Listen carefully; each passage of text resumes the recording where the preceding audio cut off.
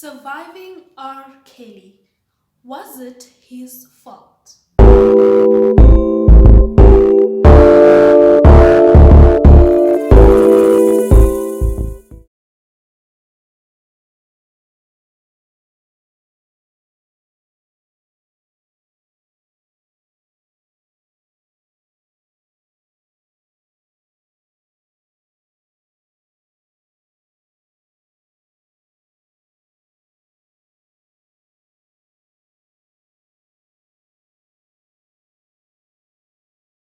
Beautiful people, welcome back to Divulge Talk Show.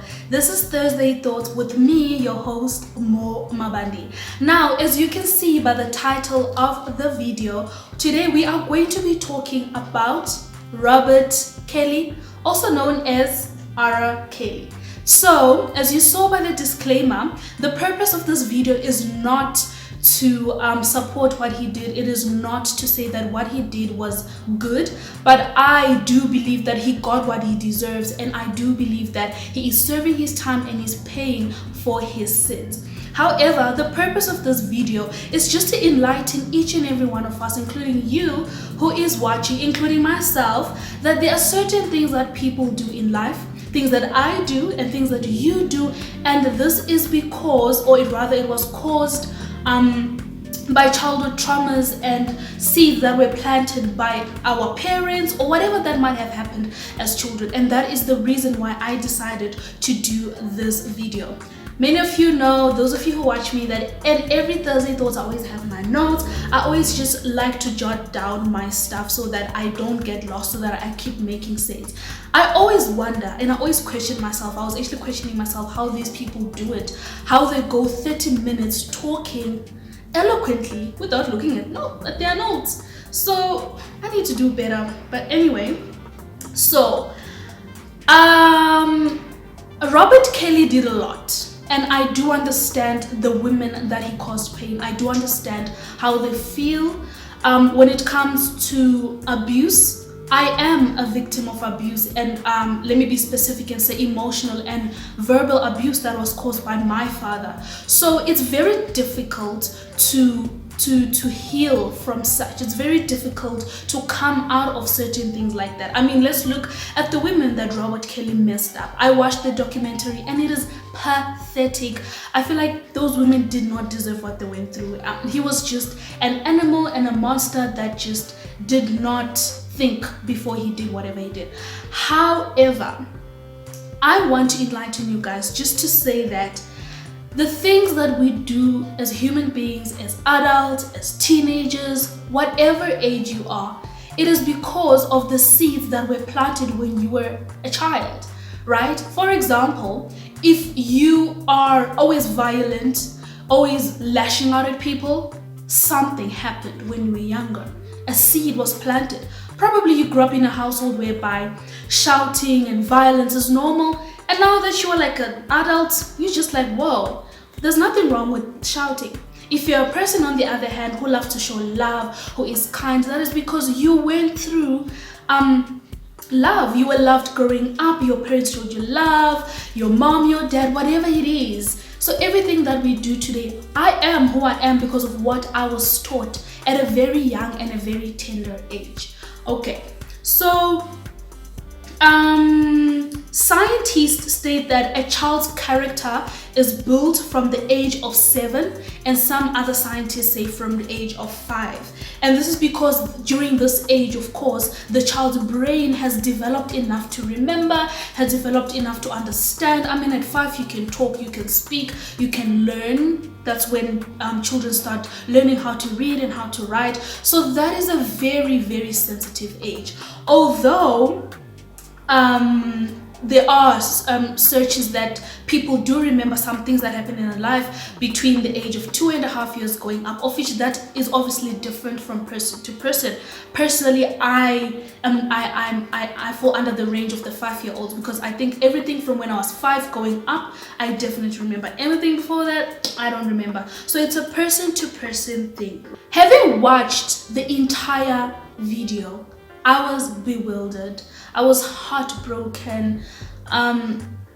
I just didn't even have the proper words to really express how I felt. Maybe disgusted is actually one of the words I can express, and I feel like it was just out of this world. And of course, he's not the only person who has done this. There's so many people out there who are doing it and getting away with it, and it's so pathetic, right? However, this is me trying to understand this whole thing. I feel like people failed to understand, to look at R. Kelly in this way, right? This was a seed planted in him at a very young age. Now, when I was watching this documentary, when I was doing my research and reading more about R. Kelly, he was sexually assaulted growing up. This is where it all started, right? So this was planted because as a young boy, he was vulnerable, he had nobody to talk to, he couldn't express how he feels, and eventually this seed grows. Now, a seed is a seed, it germinates, and it kept on being watered when it comes to Robert. No, he did not. I am assuming he did not have a chance to seek counseling. I mean, let's say even if he did, probably it wasn't as effective as it was supposed to be. Psychologically speaking, I feel like it was like a monster within him that he was trying to fight, and it overcame him.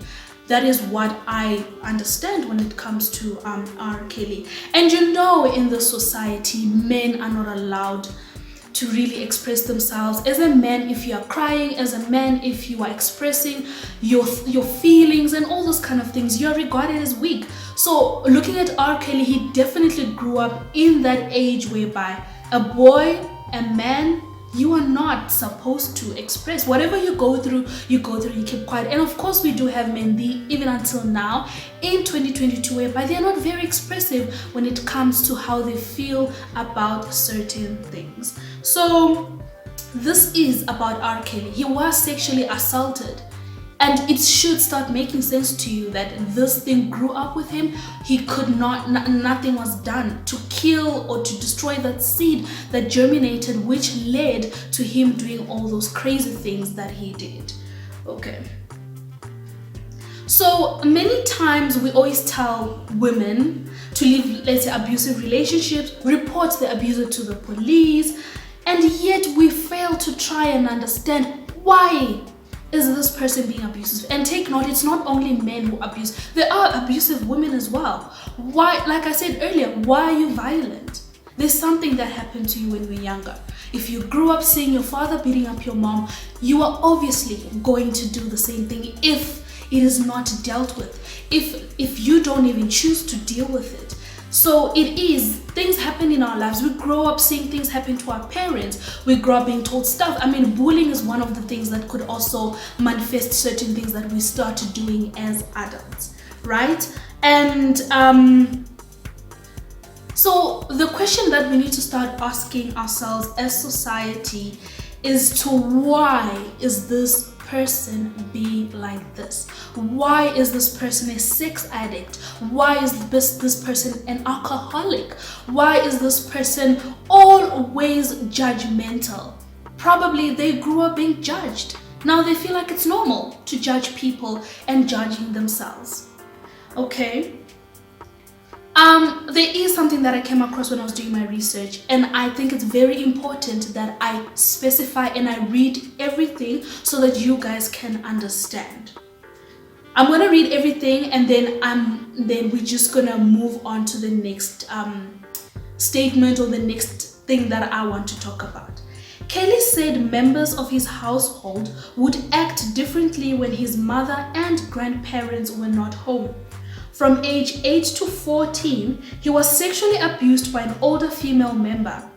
Kelly's younger brother, Carrie, stated that he suffered from years of abuse at the hands of his older sister, Teresa, who was entrusted with babysitting her siblings.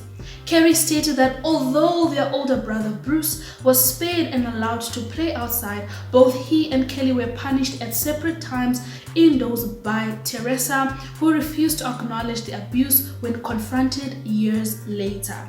Explaining why he never told anyone, Kelly wrote in his 2012 autobiography, Soul Coaster, The Diary of Me, that he was too afraid and too ashamed.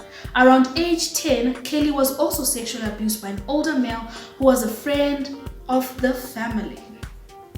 Okay, so let me just add on to say that Kelly also, when I was watching the documentary, he was also bullied at school because he could not read and write. So he is being sexually abused at a young age. He is being bullied at school, and there's no one really to talk to. I mean, even if he expressed about these things, there wasn't help. No one could authentically or effectively help him. Even if he tried to look for help, it probably didn't work. So that's what we need to look at. This is actually where it all started, right?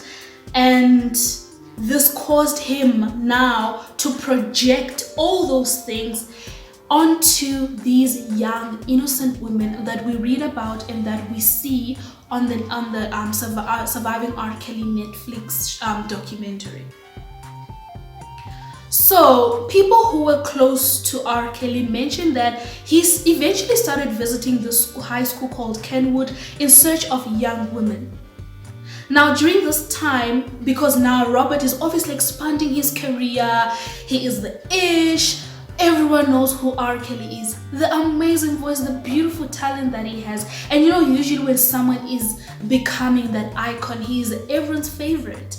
So pride takes over. He's got money now, he's got power, and of course it gives him that power, and he's able to take advantage of these young women, and he can just take advantage of the situation.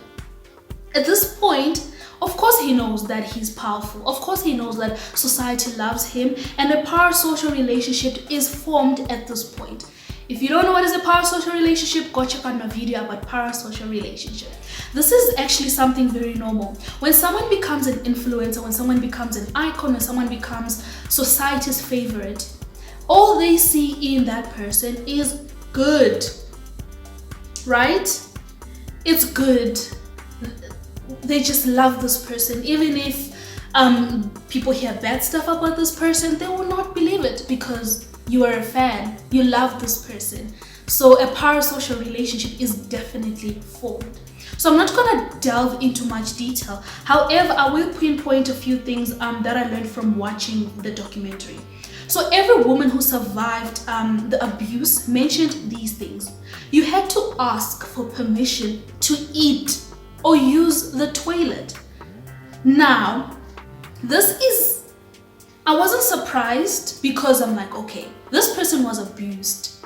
And what happens when people are being sexually abused? They are told what to do. Okay, I'm pretty sure you know how the whole sexual assault thing works. You are being told, now take off your clothes. Now do this. Face the camera. If you know, all those kind of things. You are being controlled. You're like a puppet. You don't feel you feel useless. You don't feel like you've got power. Rather, someone else has power over you. This is what R. Kelly was now projecting.